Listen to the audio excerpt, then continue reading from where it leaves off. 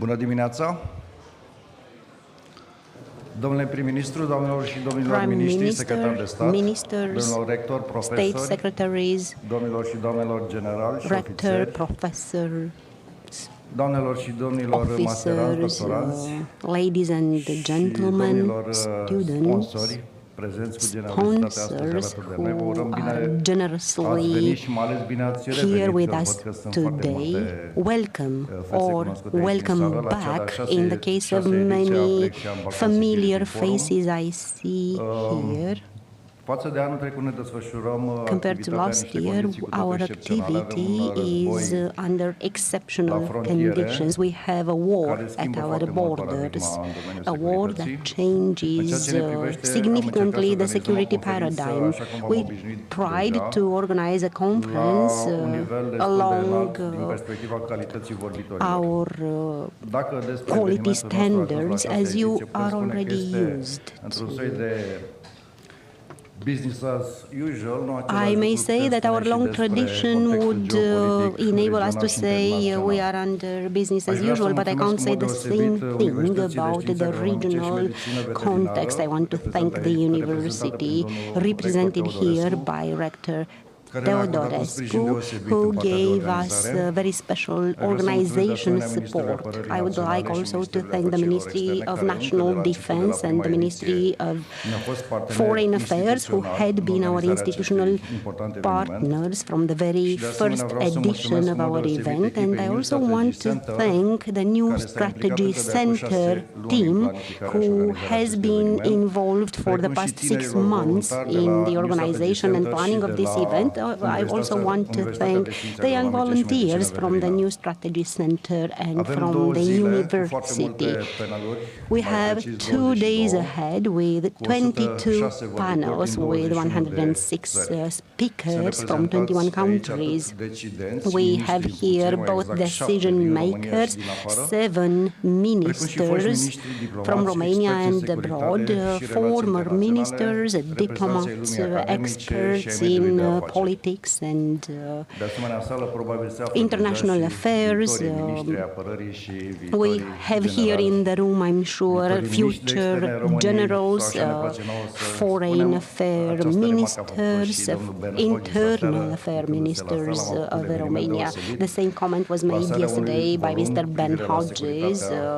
Yesterday evening we launched a volume about security in Europe. We have always tried to tackle the 4 important areas because we are living exceptional times, and we believe we need to mobilize all society components, not only the military or security areas. Like it or not, reality made us pay more attention towards the East. I remind you here that the new Strategy Center from the very beginning pushed very much and focused on the Black Sea area and the threats around the Black Sea area. Unfortunately, we reached the situation where we are confronted with a full war within Europe, and this is the bad beyond the conflict, beyond its implications, beyond the atrocities we have all witnessed, we must note the unique value of the transatlantic connection, the solidarity proven by the entire European and American society. NATO is now strengthened by Sweden and Finland willingness to join. As I said, business as usual. 22 panels. We are trying to see the Balkan and Black Sea region as a strategic continuum which is faced with the same challenges and threats, but also opportunities. We also try to see both the risks, but also the cooperation opportunities in the area. Therefore, our panel profiles focus on resilience, critical infrastructure, food security, energy education and new technologies, the defense industry, lessons learned from the war in terms of strategic communication. We encourage you to be interactive and take advantage of the presence of more than 100 experts from Romania and abroad. We encourage you to ask questions and request clarification. Thank you again for all your support and your involvement in this important event organized in Romania. Thank you very much.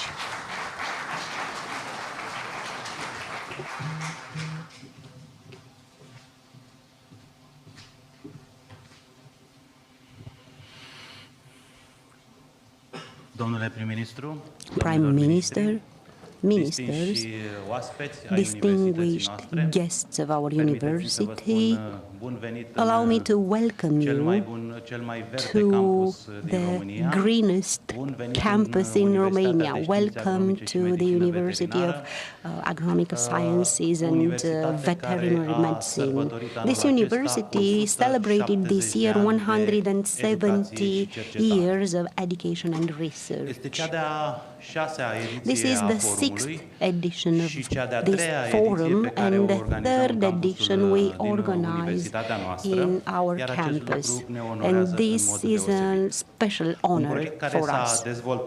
This is a project that developed and proved that the university environment, beyond the daily challenges, especially in the past 2 years and a half, so we are a versatile environment that can adapt and adjust to the organization of a highest level event on security at the Black Sea and the Balkans. Therefore, the university environment is a very fertile soil for discussing most important topics related to survival, both in terms of the war and in terms of food safety and security.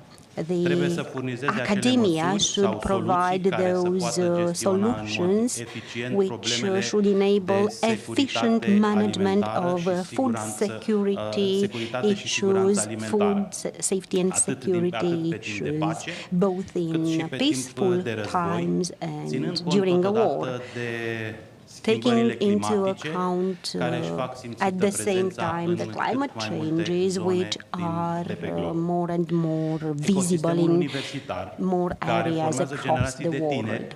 The university ecosystem, which trains generations of young people due to research, may bring more and more added value in the civil society.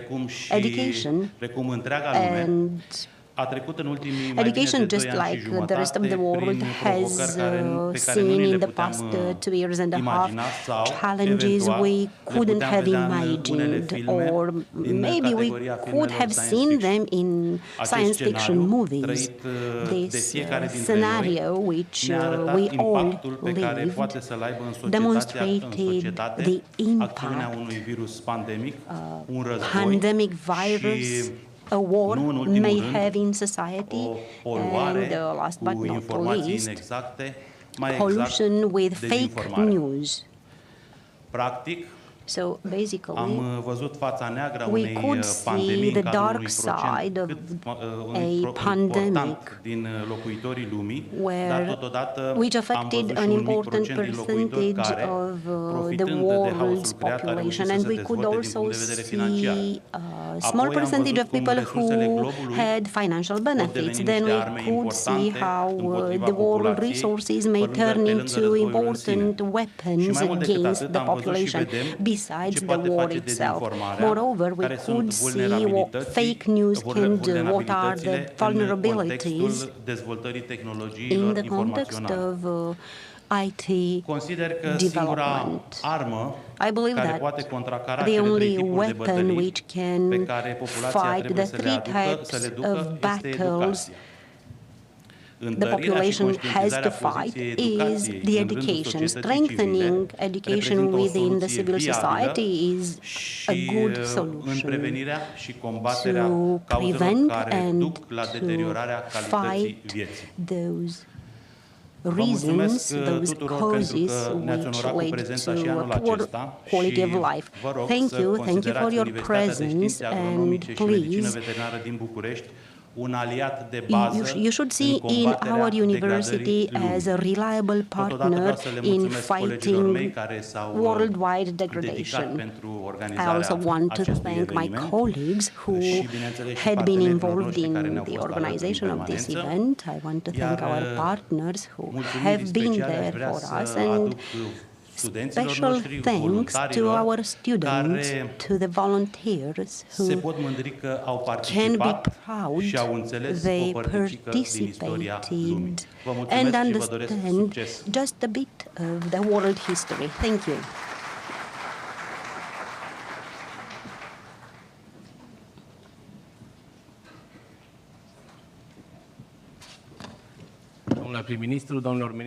Prime Minister, ministers, distinguished representatives of the Romanian Parliament, government institutions, diplomacy, Minister of Defense, academia, dear guests, in my capacity as honor chair of the scientific board of the New Strategy Center, it is my pleasure and honor to open the first section of respectiv cea dedicată impactului războiului din Ucraina asupra securității the impact of the war in Ukraine on regional stability. I would say that for more than 2 decades, Romania has highlighted in its relationship with NATO, EU, and other global partners, has highlighted the importance of prioritizing investment in the security of the Black Sea and the Balkans. The annual forums of the New Strategy Center on the topic were aligned with these official efforts made by Romania. Unfortunately, the current situation in the region validated these concerns we have in Romania and indicated dramatic changes in the approach taken by European and transatlantic partners with unprecedented decisions meant to strengthen stability in the region. They created interesting syntagms, just like strategic wake-up call. Se poate spune că România s-a prepoziționat strategic în Romania has an advanced strategic position and could play an important role in promoting objective assessment, informed assessments on the situation, and had an important role in strengthening and controlling the response in terms of the humanitarian crisis in the region and generated solidarity and support for the Ukraine and for the Republic of Moldova, Georgia, and for promoting Romania's strategic objectives in the region. It is important to have proper assessment and preparation for what is at stake in the forthcoming period. And the current edition of our forum is aligned to this objective, and it is my special honor to present and invite on stage Mr. Nicolae, Romania's Prime Minister.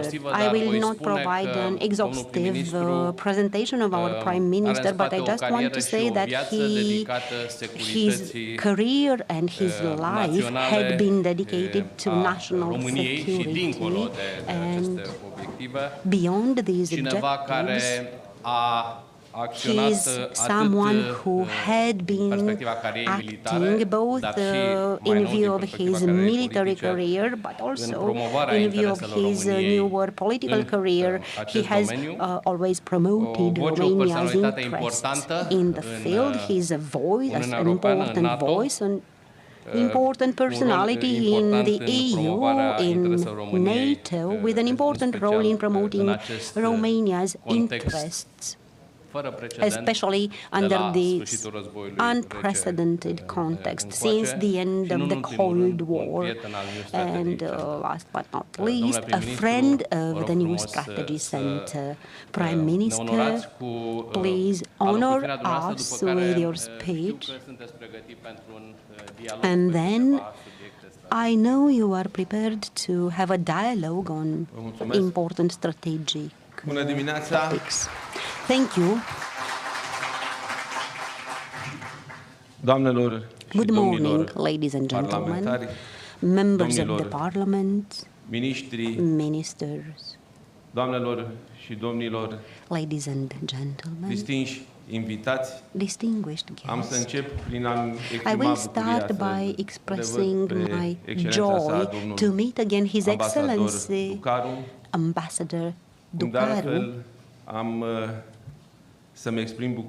And I also want to express my joy to see again Sir Stuart Pitt, who has been the chairman of the North Atlantic Alliance Committee. Until not so far, General Ben Hodges, a friend of Romania. I want to congratulate him for the book he launched yesterday, last evening in Bucharest, and I'm also glad to see the head of defense and some of the generals and the officers I had worked with until not so long ago on developing a concept of strengthened defense and security concept to strengthen our position and role within the North Atlantic Alliance, within the EU, to increase our security role in the Black Sea region. It is a special pleasure for me to be again among friends, and thank you for inviting me. I have always appreciated the content of the debates you organize in terms of strategic analysis, and I want to congratulate the hosts for organizing this conference. I would like to highlight different main positioning lines, starting points for debate under unprecedented geopolitical developments. Răspunsul comunității europene și euroatlantice la pandemie a reușit să scoată la suprafață solidaritatea comunității euroatlantice și capacitatea de reziliență a acesteia. Temele păcii și războiului au revenit pe tărâm european. Provocarea adusă de agresiunea militară fără precedent a Federației Ruse la adresa sistemului internațional ne obligă să ne gândim nu doar acțiunea, ci și resursele și viziunea. Este inevitabil pentru că viitorul se prefigurează mai încet decât ne-am fi putut imagina în urmă cu doar câțiva ani. Crizele multiple, suprapuse și interdependente pe care le parcurgem astăzi afectează toate guvernele.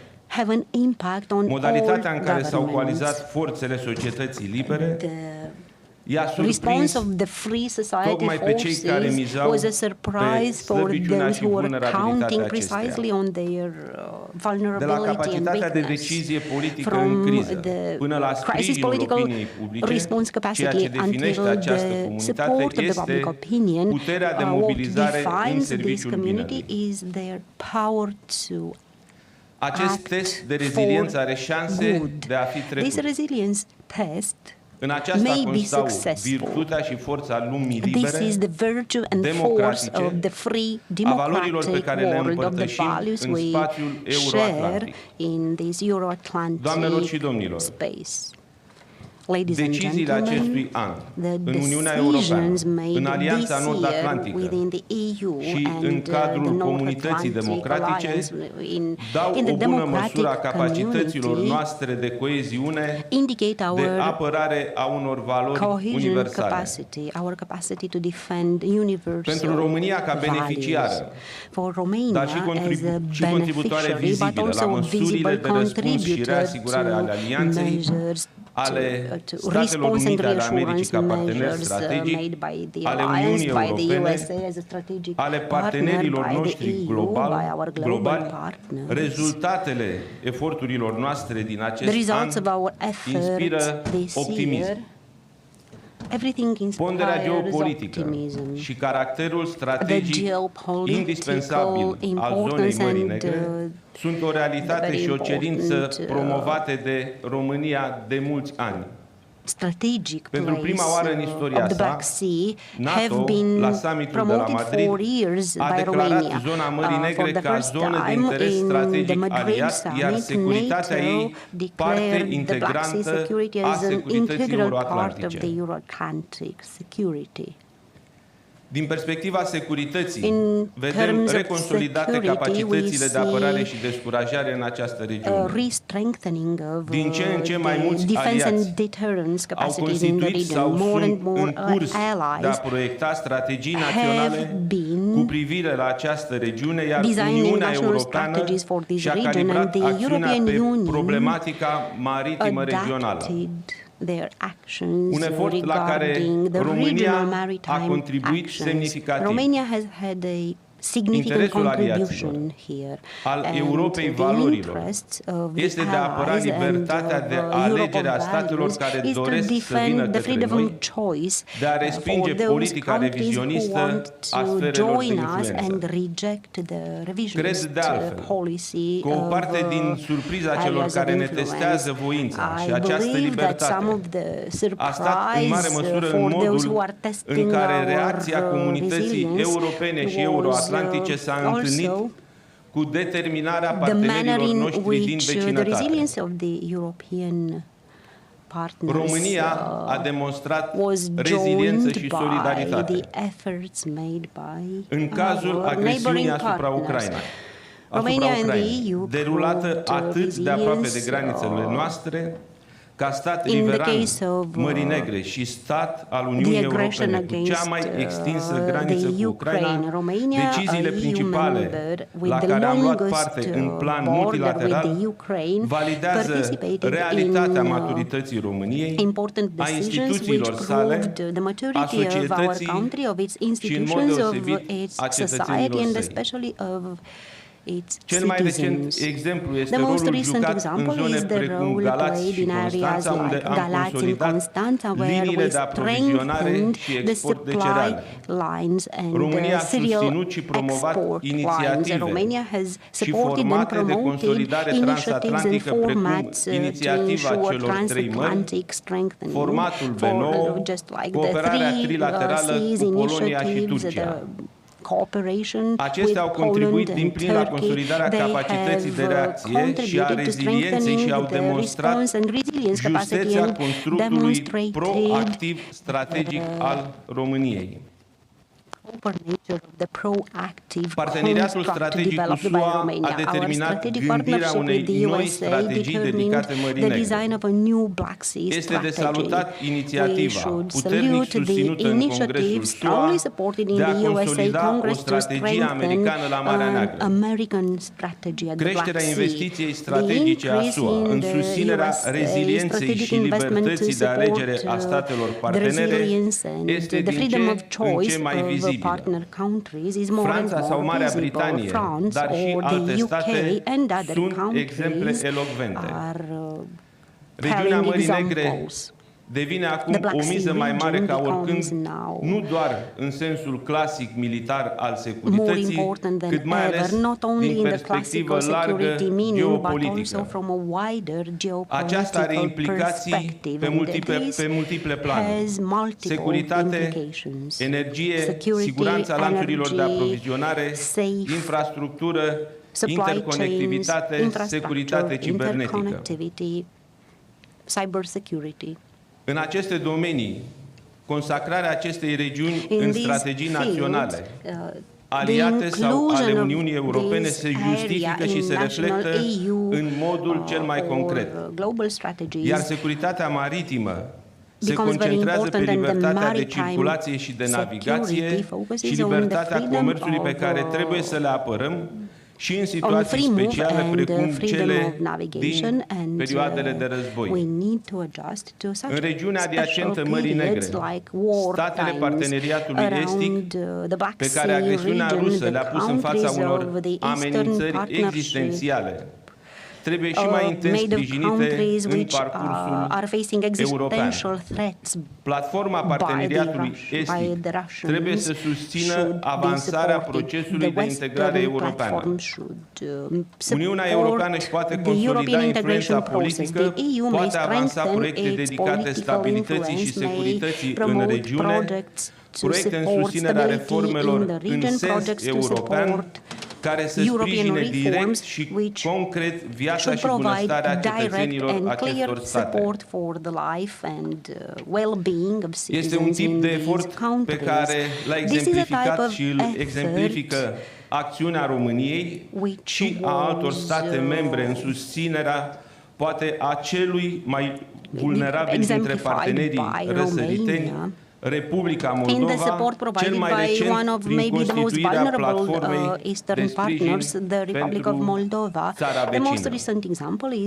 Stimați invitați, deciziile Uniunii Europene și aliate în sprijinul parteneriatelor estici, partenerilor estici, pot stimula o competiție benefică, o reconcentrare a eforturilor pe dimensiunea integrării europene a Balcanilor Occidentali.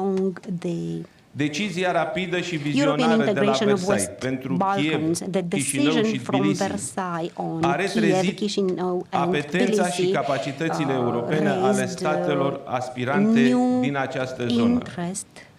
Este reconfirmată astfel importanța strategică a politicii de extindere. Actuala criză realătură în mod real regiunile de apartenență geografică și geostrategică ale României, cea a vecinătății estice și cea a Balcanilor, într-un front european. Opțiunile recente ale Uniunii Europene privind viitorul european al Balcanilor occidentali confirmă această apreciere. Sprijinul României pentru viitorul european al statelor aspirante a fost și rămâne principial și ferm.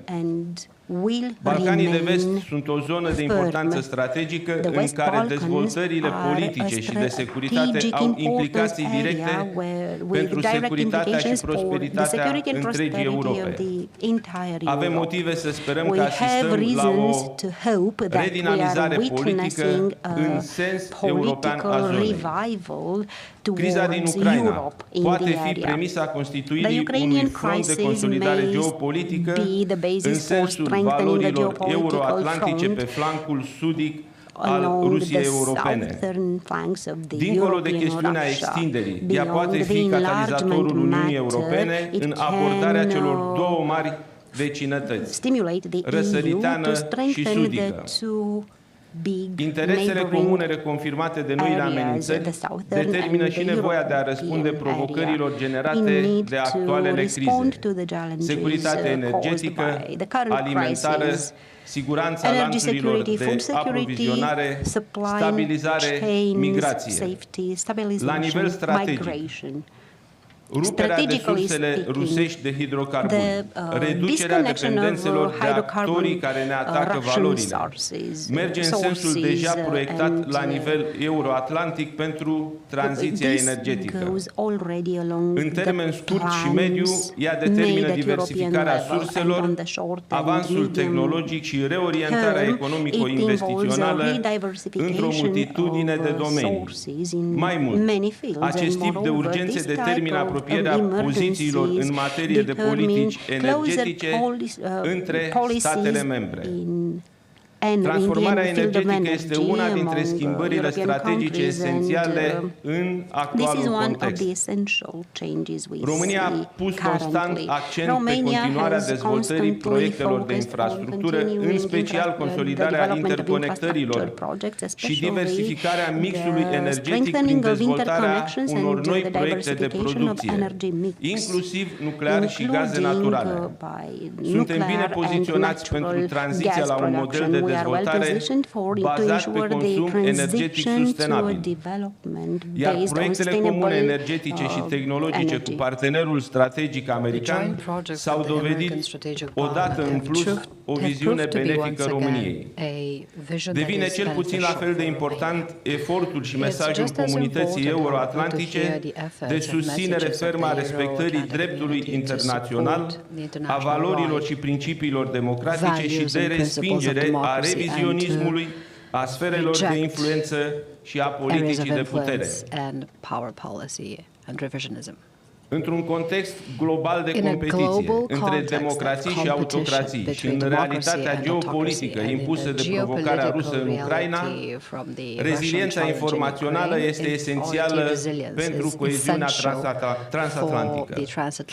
Agresiunea din Ucraina a fost însoțită și de exacerbarea propagandei, iar Rusia nu este singurul actor cu astfel de recursuri. România este profund ancorat într-un sistem de securitate și solidaritate euroatlantică care s-a dovedit până în clipa de față de neclintit, fiind angajată în eforturile comune de creștere a rezilienței naționale, sociale, a mass media. Devine esențială transmiterea acestor interese, valori și preocupări împreună cu partenerii și aliații euroatlantici și partenerii cu interese împărtășite în plan global. Aceasta este temelia reașezării lumii globale care să mențină valorile și modul de viață liber și democratic cu care a trăit generația noastră, de care dorim să se bucure și copiii noștri. Vă mulțumesc foarte mult pentru atenție și vă doresc în continuare dezbateri de succes și la cât mai multe conferințe de acest fel. Mult succes! All the best from my side.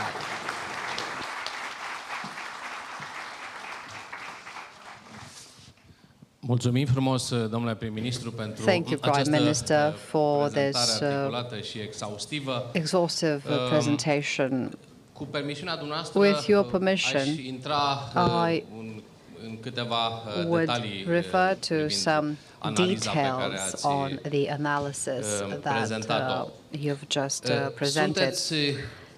Primul ministru al României You are the first prime minister of Romania that has the challenge to lead a government in the most complex security situation in the past 3 decades. Some say it's even more complex than during the Cold War period.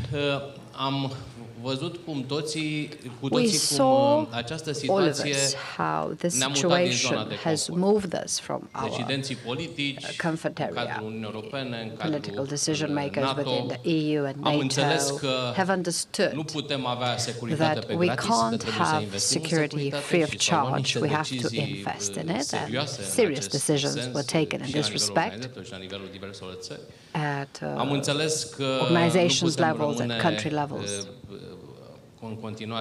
We understood that we can't continue to be under the addiction of cheap gas because it's not cheap, it's costly because it turns out to have cost and security issues. We understood that we have to be more united in the EU. My question is, therefore, a fost suficient Was it această enough mutare din zona de to confort, move suficient de dramatică și este from our comfort zone? Was it sunt deciziile dramatic luate enough? Are suficiente decisions sau este nevoie de mai mult? enough, Și este or nevoie do de we o need more? reziliență și Do we mai mare need pe un termen și greater mai resilience on an even longer time frame? Vedeți How din do you perspectiva see, șefului guvernului from României, the perspective of the head of the interacțiunilor cu Romanian partenerii din government Uniunea Europeană și din and of NATO, the interactions cum vedeți această situație și ce between este de făcut pe mai European departe? and NATO partners? How do you see things, and what should be done from now on?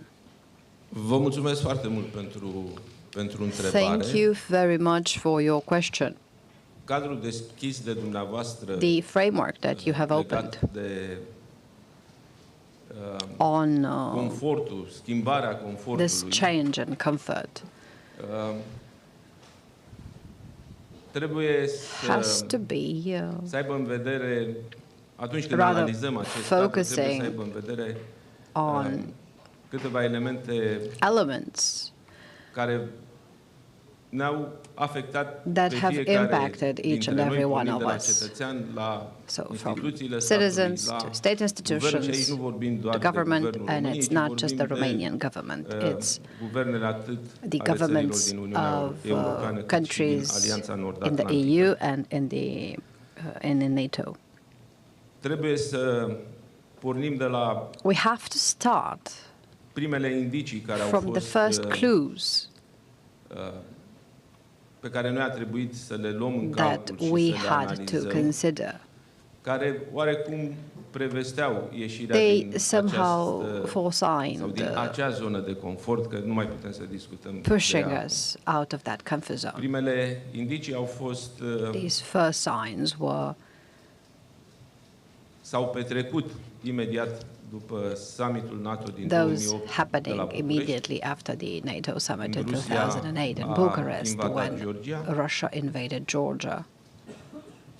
S-a reușit atunci We managed then o soluție și o stabilizare a to situației. find a solution and to A urmat stabilize the situation. anexarea Crimeei, Then Crimea was attached. a urmat invazia din Then estul Ucrainei the invasion in eastern Ukraine. și ulterior And then prezența militară rusă the Russian military presence sud-estul in Mediteranei, the în southeast Siria, of the și Mediterranean and consolidarea Syria, and celor două strengthening platforme the de two proiecție a forțelor din deployment Crimea și areas din from Crimea and Kaliningrad, from Kaliningrad, concomitent cu consolidarea alongside prezenței with the strengthening their presence în Mediterană, mai precis in the Mediterranean, that is in Latakia, în Siria.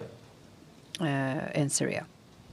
Toate acestea au fost elementele pe care All these were the a trebuit signs să le avem în vedere și that oarecum we să luăm should have taken măsuri, into pentru că account, era and we clar had to take measures că because it was only clear situația de that the securitate nu se mai situation, the menține în security acel, situation echilibru was și no longer a balanced, trebuit and să existe decizii politice, political decizii decisions politice care had to be s-au taken. materializat începând de la summitul din 2014 Starting with the din summit țara of Galilor, 2014 from the Wales, decizii care după aceea au reverberat la nivel național. În România în that 2015 cascaded down at national level in 2015 when we decided to asumarea unui buget undertake pentru a apărare budget for the de defense 2%, of 2% of the ceea GDP, ce a conferit and this gave posibilitatea planificatorilor the pe possibility to domeniul de planners, securitate să aibă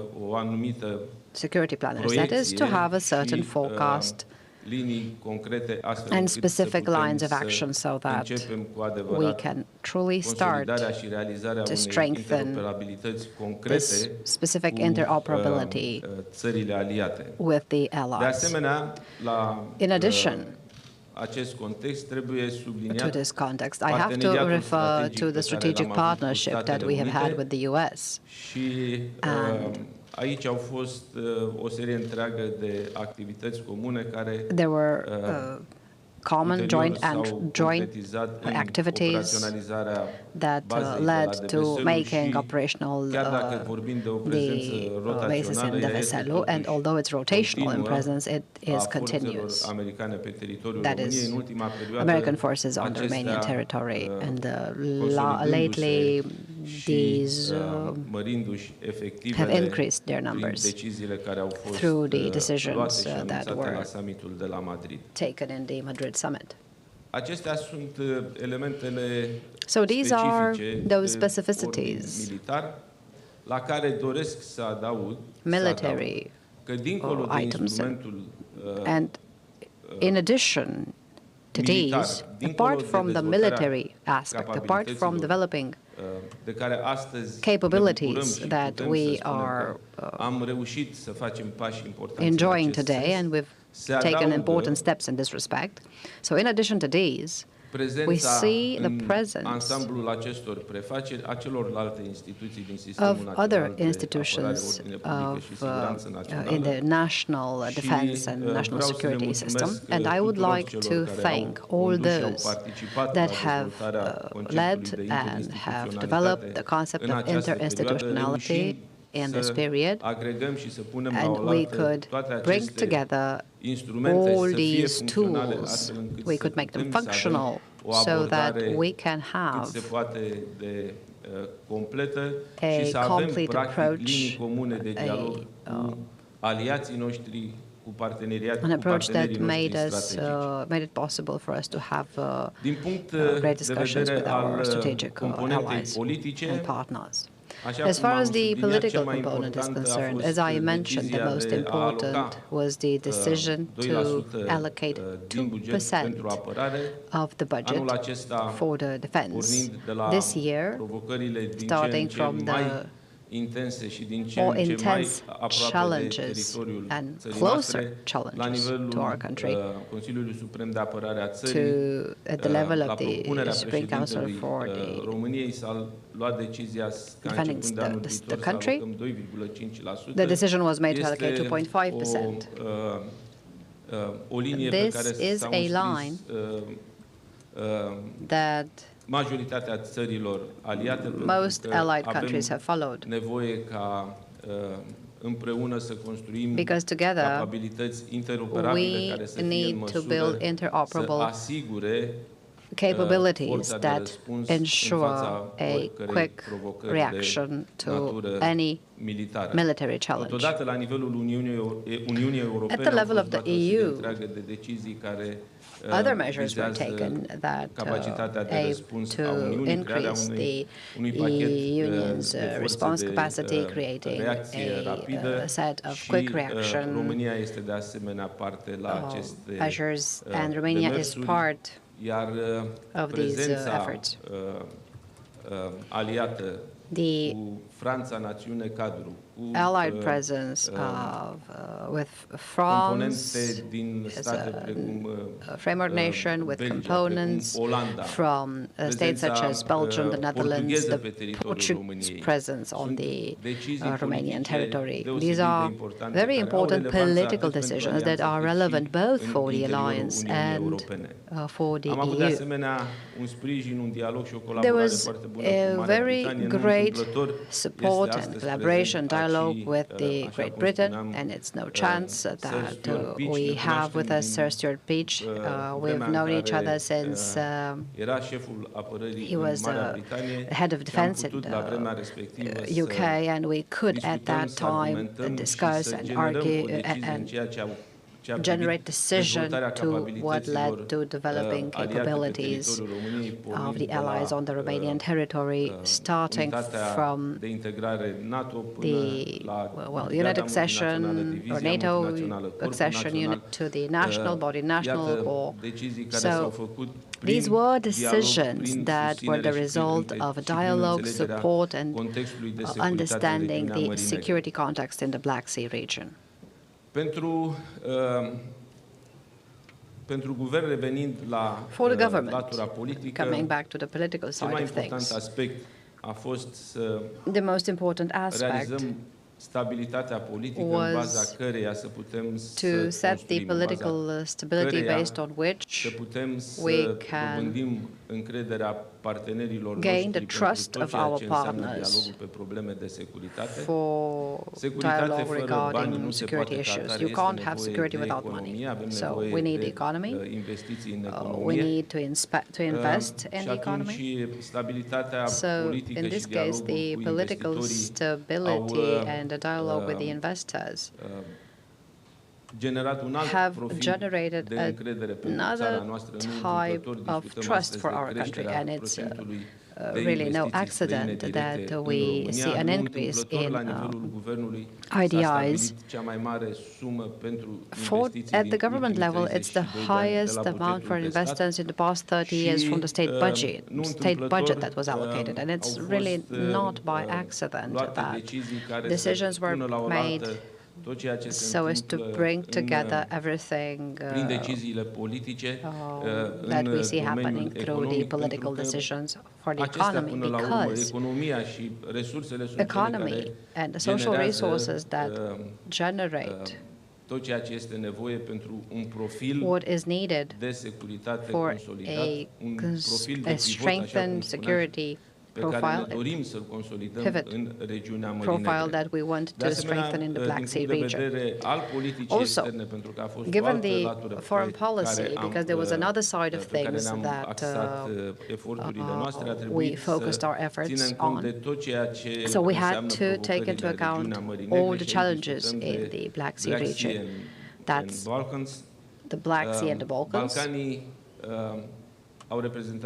The Balkans were one of our points of concern, and beyond the military and diplomatic presence, there have been bilateral meetings, and we've tried to bring together everything that could have been used and created so as to support all projects and the route that the countries in the Occident or Western Balkans follow so as to reach their country objectives. In the government, of course, it's no easy thing. It's not simple. The government in itself relies a lot on all the state institutions. It relies on the dialogue and communication, of course, with the civil society. We receive great support from the civil society, and allow me to add a very true argument. We were supported by the Romanian citizens in this entire set of challenges. We could all see the reaction of Romanians when the war started. And this, I will be blunt. This gave us hope. This motivated us that we can rely on national solidarity first and foremost, and then to rely on EU solidarity and NATO solidarity. This solidarity, at this point, in my opinion, is really the weight center for everything that we will manage in the near future. These are issues that I've somehow tried to sum up in the shortest time possible. Thank you, Prime Minister. You were indeed quite generous in your answer. From the efforts that you've presented, Romania has contributed substantially to place the Black Sea and Balkan region on the strategic map of NATO, and you've mentioned this in your speech. And significant measures were taken in this respect, with a strategic value, with a defense military value. However, we have another plan of confrontations, the information war. And this comes along with a specific context. This generates a challenge on maintaining this resilience răspunsului of the state's response, that is EU, NATO states and the public support to continue to stand by them. Although, as you said, the support was quite surprising in Romania and other states, the support from the civilians. Facem suficient pentru a contracara sau pentru a corecta insinuările cu efecte potențial strategice din acest război informațional care ne bombardează. Results of the cyber war. Do we do enough to protect the public opinion, to continue to have their support for the value of the truth, for the value of the units that and the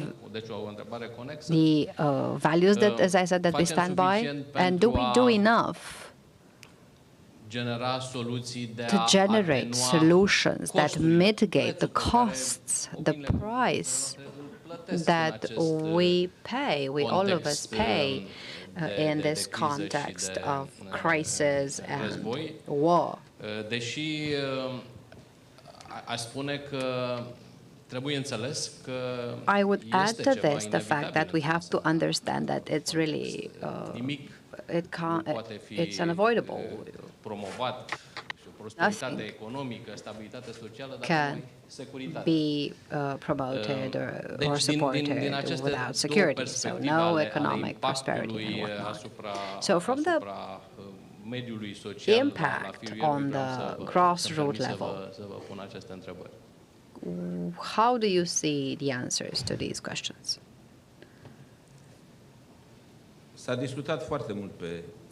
Well, very many discussions have taken place on this topic, and they have not stopped.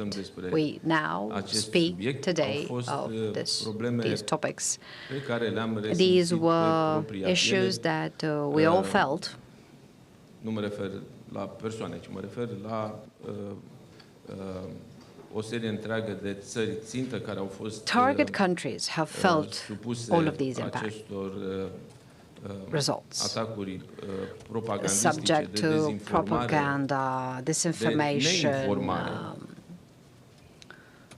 attacks of misleading, influențarea deciziei, inclusiv a deciziei politice, influencing decisions, even political decisions. And what is worse is influencing the public perception that it's very difficult to bring back once the trust was broken or once it followed a misleading path. We didn't create specific tools for this. There is this fear that when you develop a lot these tools to fight back, to somehow go beyond the normalcy and generate discussions to reject and deter, and as far as the government tools are concerned, am putut să constatăm că există această temere în public atunci când we saw that there is this fear when the government is trying to develop all sorts of tools. The population has this fear of being controlled by the government, and we don't know where or they don't know the level that we can reach. So it's also, you mean, a civil society responsibility. Yes, this is what I wanted to add.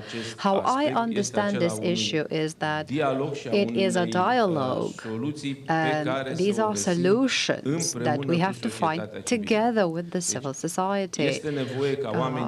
People need to have access to real information in real time. Și, desigur, partea aceasta de comunicare, the communication, the dialogue side of things, that is also characterized by transparency, is what we could do, everything that we could do up to this point. Just that, what happened lately shows and proves that we are at least one step behind the actions of disinformation, misleading and propaganda. So I believe that we need a joint transparent effort to be able to protect our citizens, because it's not the protection of the government or of an institution.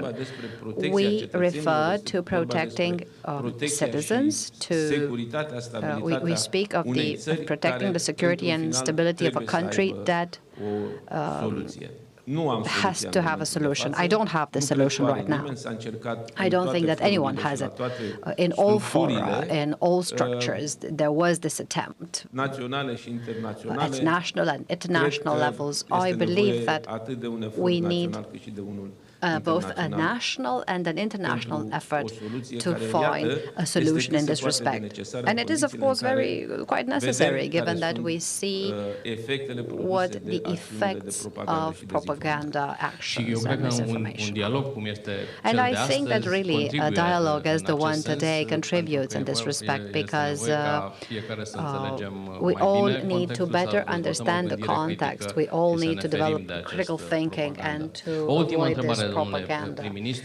A last question, Prime Minister, on how Romania supports the aspirations to be included in the EU of Ukraine, Moldova, and countries in Western Balkans. You referred to your support in your speech. My question is, how această perspectivă a acestor țări de integrare în Uniunea Europeană este în how is this perspective for accession of these countries in the interest of Romania, in the interest of Romania's strategic perspective, and what will we do in the future to support reaching these objectives? Of course, each country is with its specificities. Well, from the beginning, Romania stood by the three countries to be candidate states to accessing to the EU. Și am discutat în fiecare dintre întâlnirile pe care le-am avut cu liderii Uniunii Europene despre nevoia, tocmai în acest context given this specific context, complicat din punct de vedere, nu numai din punct de vedere al securității, not only with respect to security, that este necesar it is necessary for the three countries primească un impuls pe drumul lor de aderare. A nudge on their accession path. The citizens of these countries needed a message to lift their morale and to reanimate their hope that they are taking this accession path. And I would like to thank all the member states for în consens această decizie. Taking this decision.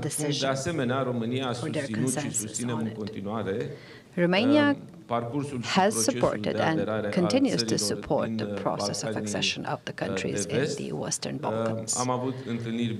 We've had bilateral meetings, we've had regional meetings, and we've done everything possible. I know that Minister Teodorescu has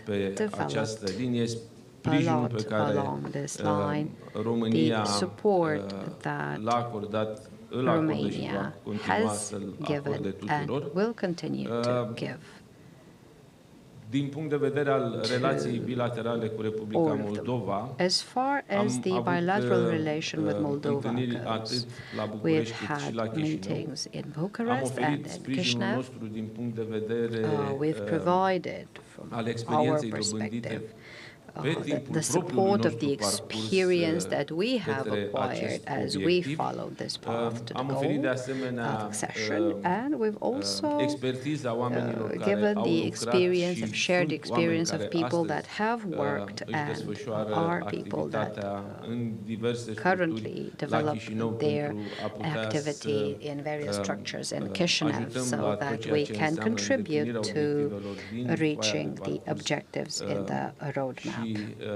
Să avem o contribuție bilaterală cât se poate de consistentă. Sigur, sunt o serie întreagă de alte activități Of course, there are other activities, many other activities that we carry out with the colleagues in Moldova, in Bucharest.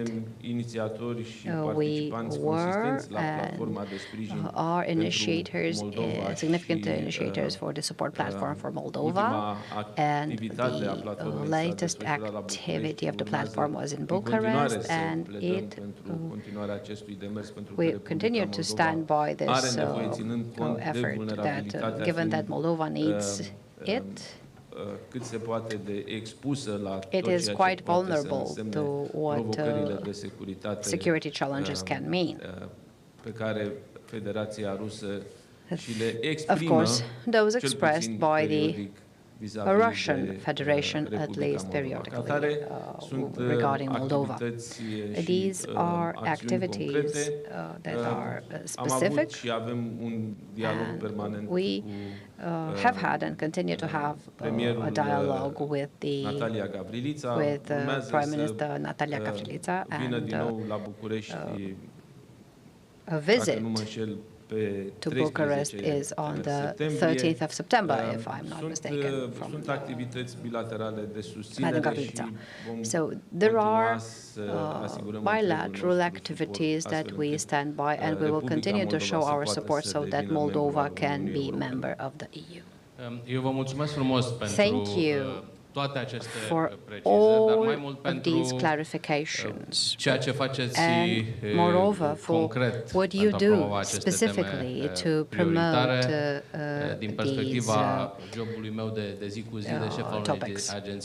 Being the head of an European agency in day-to-day, I would like to thank you for your Cartesian, articulated and strategic approach that you have at the European level, because I was part of some of the meetings, and allow me to wish you best of resilience and success in your endeavors for the interest of Romanian citizens and for the interest of the community of values in the EU and in NATO. Ambassador, also allow me to thank you for what you have done during throughout your diplomatic career.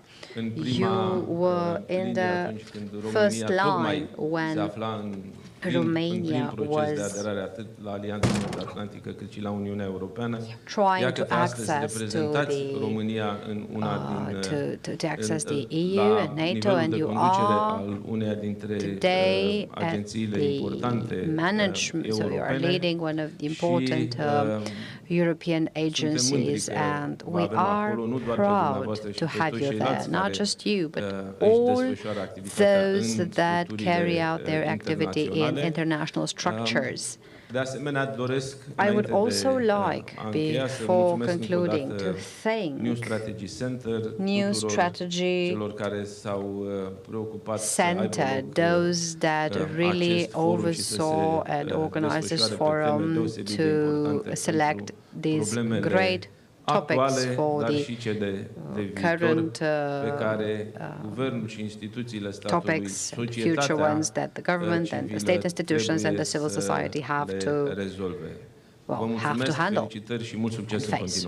Thank you once again. Best of luck to all your endeavors. Thank you as well, Prime Minister.